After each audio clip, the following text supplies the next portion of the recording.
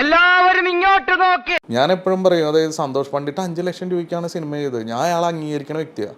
ഇവൻ ഇത്രയും വലിയ ആളായ അംഗീകരിക്കും. കാരണം ഒരുത്തനെങ്കിലുണ്ടല്ലോ ആത്മാർത്ഥമായിട്ട് പണിയെടുക്കണം. കാരണം 5 ലക്ഷം രൂപയ്ക്കാണ് അയാൾ സിനിമ ഉണ്ടാക്കി. ഇപ്പൊ ആ പൈസ കൊണ്ട് പൃഥ്വിരാജിന് കൊണ്ട് 5 ലക്ഷം രൂപ കൊടുത്തിട്ട് ഒരു സിനിമ ഉണ്ടാക്കാവുന്ന പൃഥ്വിരാജ് ഇങ്ങനെ മേപ്പെട്ട് നോക്കിയിട്ട് നിൽക്കൂലേ?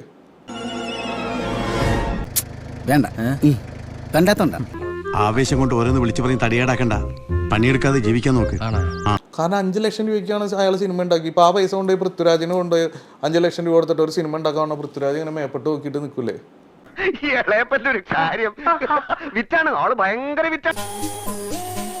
നീ ഇതിന് കൂട്ടിക്കൊന്നും ഞാൻ കരുതിയില്ല. യൂട്യൂബ് ലോനപ്പാ.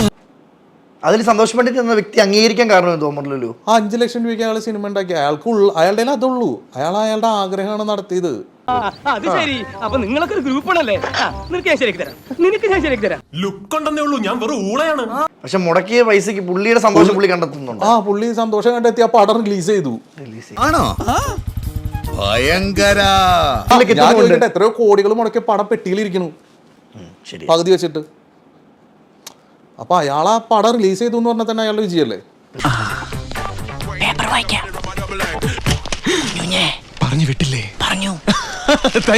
അത് വിട് ഷാജിയേട്ടാ, ഇതിലും വലുതെന്തോ വരായിരുന്നത്. ഇതിലും വലുതല്ല സുനാമിയോ?